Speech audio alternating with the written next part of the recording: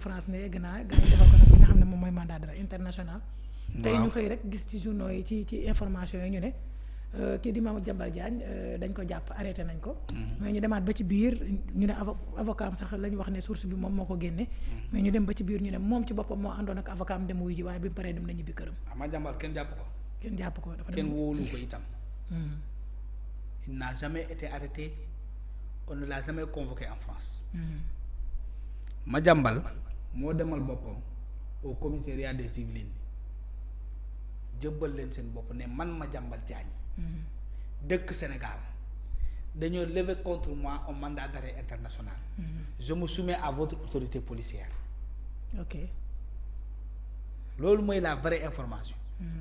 dafa dem jëbbal boppam ne leen maa ngi tudd Madiambal dossier yaa ngi nii lettre du Sénégal mu ngi nii dañoo def un mandat d'arrêt international contre moi.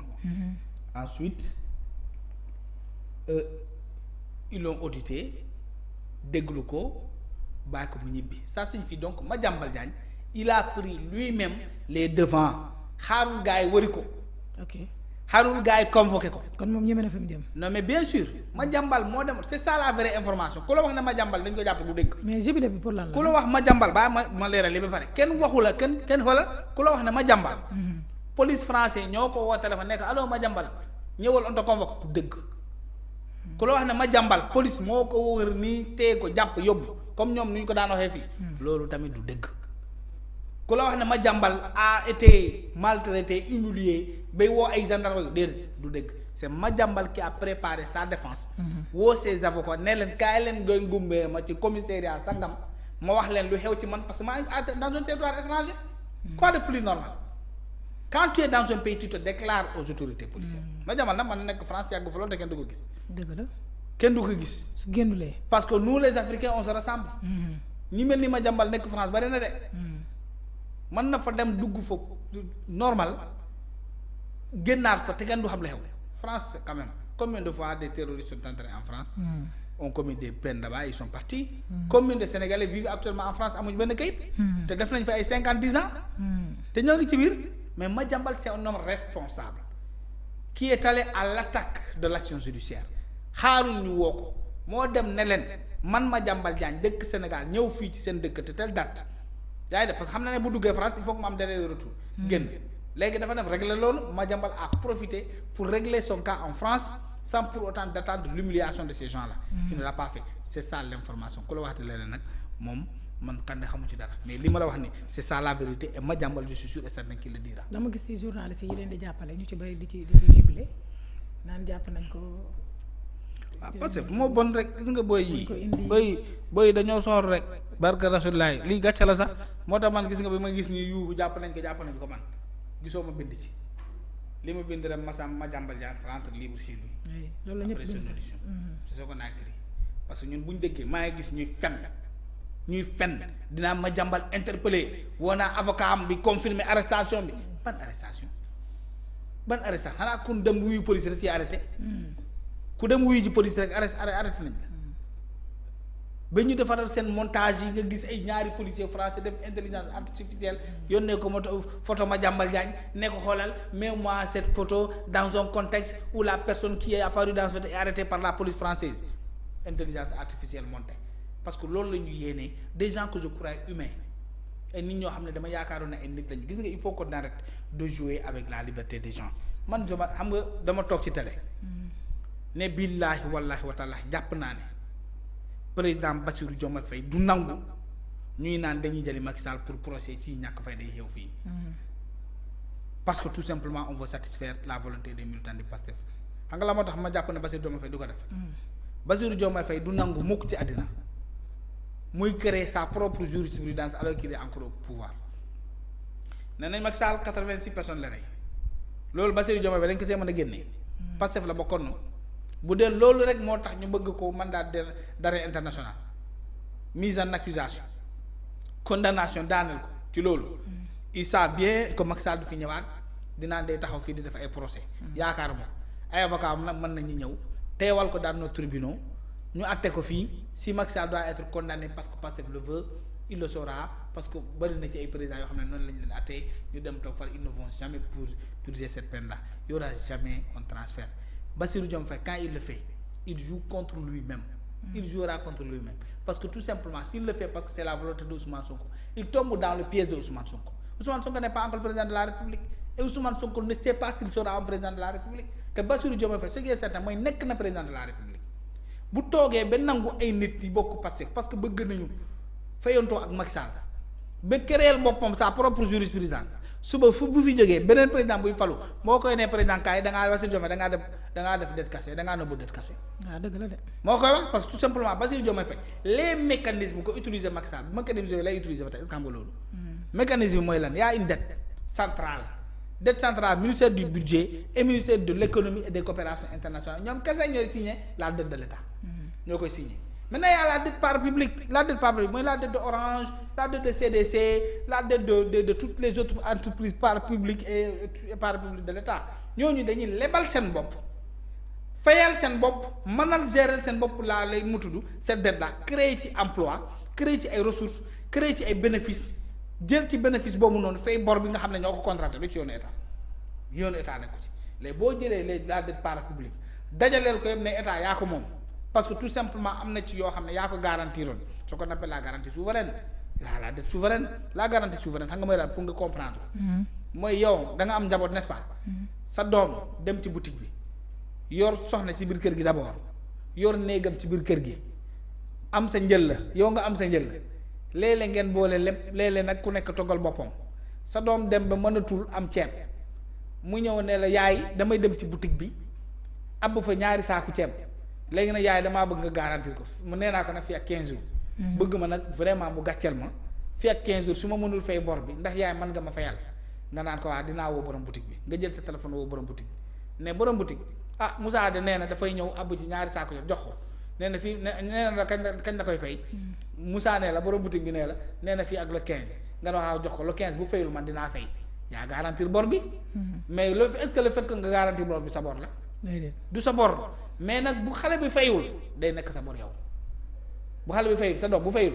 day nekk sa bor parce que yaa garantiroon ne bu ko fayul di nga ko fay mais bu dee sa doom dem na fay bor bi est-ce que sa bor la du sa bor parce que tout simplement moo ko ab moo ko fayal boppam. te duggagul ci possibilité ñàkk ko mën a fay.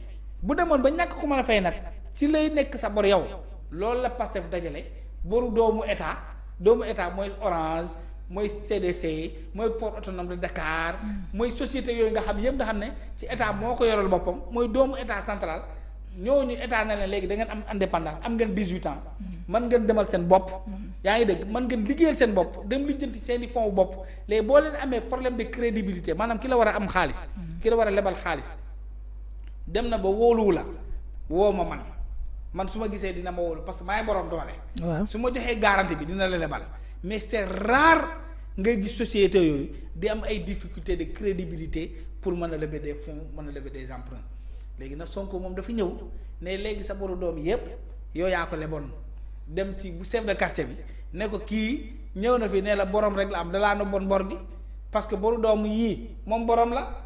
les chef de quartier bi loolu la bëggoon ci yow chef de quartier day taxaw naa wax nga dëgg boru doomam mi daf ma ko nëbboon parce que yow moom moo di dem di ko wax chef de famille question familiale loolu seen mbir lay war a def Ousmane Sonko nag dajale loolu yëpp yóbbul ko FMI ne waa gis nga newoon na moom PIB bi 60 de la dette c'est 79% ndexete nëbboon na la yenn bor yoo xam ne ñoo ngi fii la dette intérieure la dette publique la dette des entreprises parapubliques Ousmane Sonko dajale ko yëpp boole ko la dette de l'État maintenant xam nga fa lañ koy amee mais état ci boppam mooy dem par exemple mooy dem ci benn société bu mag ne ko lebal ma 5 milliards état mën na dem ci entreprise automobile mooy CCBM yi ngay dégg baal ma ci publicité bi dem ci CCBM dem ci Youssou Ndour dem ci Mangor Diazaka ne ko lebal ma benn 5 milliards kii lebal ma fi 20 milliards kale lebal ma 30 milliards mu nekk benn 150 milliards mais loolu boru état la même si c'est une bor on appelle ça la dette intérieure qui n'a rien à voir maintenant la dette des entreprises des sociétés parapubliques ou publiques de l'État. Il y a une dette intérieure à côté de cette dette intérieure là état du Sénégal dafay dem àbb ji lu mel ni FMI lu mel ni Banque mondiale lu mel ni Union européenne mën na dem Chine mën na dem Côte d'Ivoire mën na dem les banques africaines là comme BAD BOAD ainsi de suite àbb foofu donc loolu boo ko dajalee on appelle ça la dette centrale cette dette centrale là c'est une dette maintenant souveraine aussi parce que c'est l'État qui contracte cette dette là nga dajale loolu yëpp joxe ko maintenant nga nekk ci ay tappale yoo xam ne amul njëriñ donc lii moo war a nekk les priorités. Les priorités aujourd'hui c'est comment restaurer la crédibilité du Sénégal pour que ñu mën a continuer dem ci li nga xam ne mooy amal njëriñ Sénégal. bëggoon naa ñu des tuuti ci question Madiambal Diagne bi da nga ko sotee dugg ci dette cachée bi.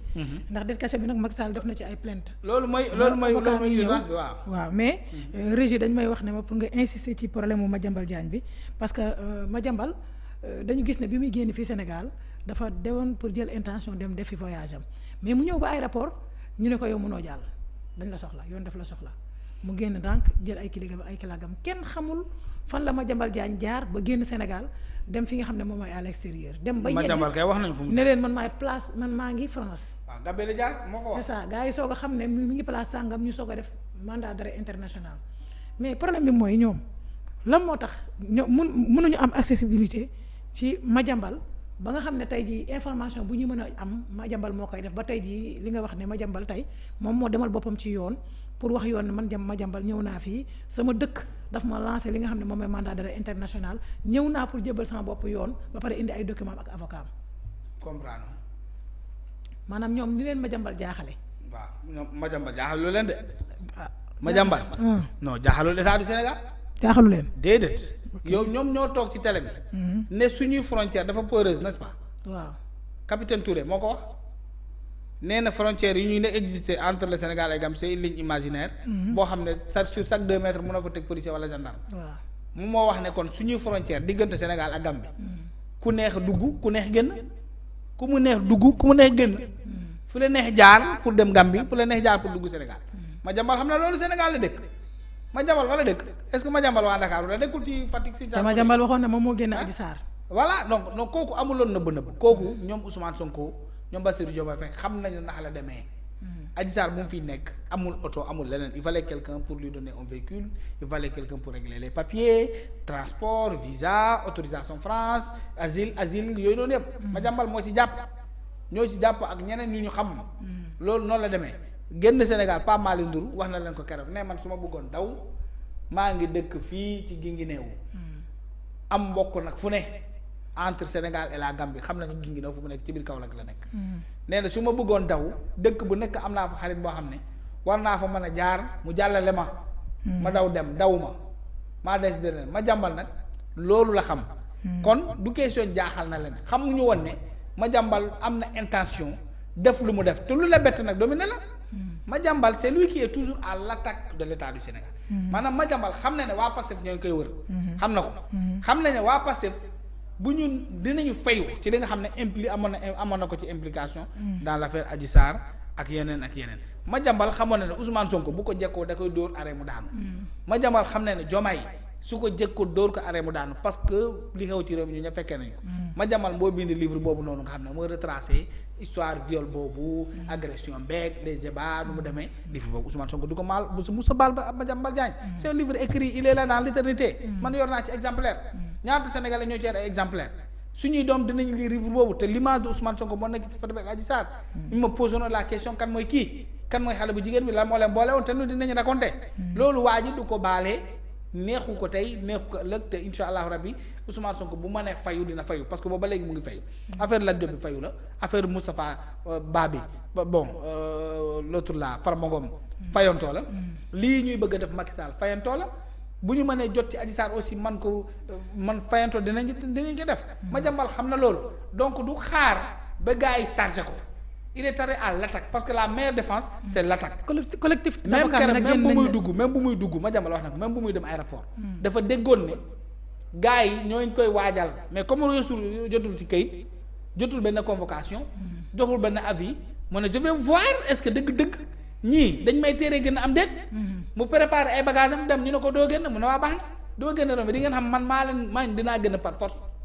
mu génn et c'est man loolu tax ma naw Madiambal góor yàlla da ngay xeex.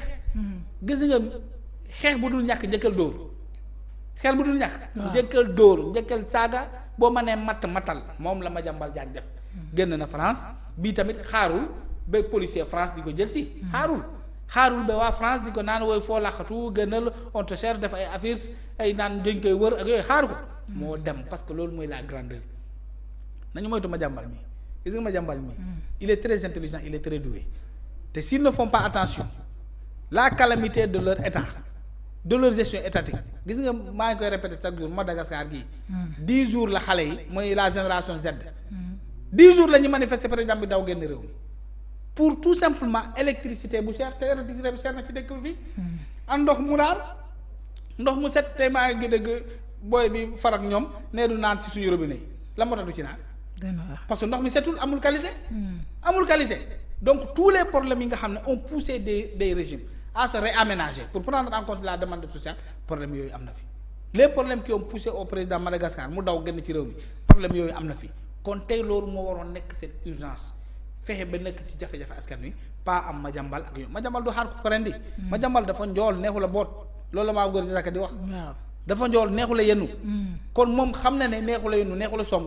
day song balaa ñu kaa song ci loolu la nekk nag non seulement am na carnet d'adresse bi am na parcours bi mais am na crédibilité ay avocat am génn nañ de pôle d'avocat yi wax nañ génne nañ li nga xam ne moom mooy communiqué wax nañ ne fi mu nekk nii nag dafa nekk sous contrôle judiciaire fële ca France mais oui bien sûr dañ koy bàyyi mu dem contrôle judiciaire mooy dañ lay bàyyi nga dem parce que yaa ñëw jëbbal sa bopp dañ leen ne demal dañ lay surveiller xool ba xam mais c'est comme ça que ça s'est passé avec Mansour Faye non pas Mansour Faye Dora Gueye bu mu ñëwee aussi dañ ko déglu def ko sous contrôle judiciaire bàyyi ko mu dem parce que procédure d'extradition là jëlee la ant loolu c'est un autre dossier il faut des plaidoiries il faut des mais il faut prouver réellement ndax war nañ ko mën a jëbal il faut garantie sécuritaire bi est-ce que nit ki bu fi ñëwee ndax dinañ ko rey ndax duñ ko rey ndax dinañ ko mettre dans des bonnes conditions d'emprisonnement Madiambal dafa wax ne dañ ko bëgg a rey te yooyu noonu yépp xaw ma ndax dañ ko bëgg a rey xaw ma bu dee bëgg wax na ko tamit foofu la France ne va pas quand même daal na wax daal di ko bu ci ay kiiwam ay waxam moom xam nga moom chaque jour da koy wax voilà mais donc ñu dem ci yooyu noonu yëpp du ko bàyyi mu jàll noonu il va anticiper et je pense que c'est une bonne stratégie il faut se battre Madiambal il est en train de se battre ñu dem ci Pape Malick Ndour temps yi sonal da waa Pastef de Pape Malick Ndour marche bi nga xam ne moom la ñoom wéyal vendredi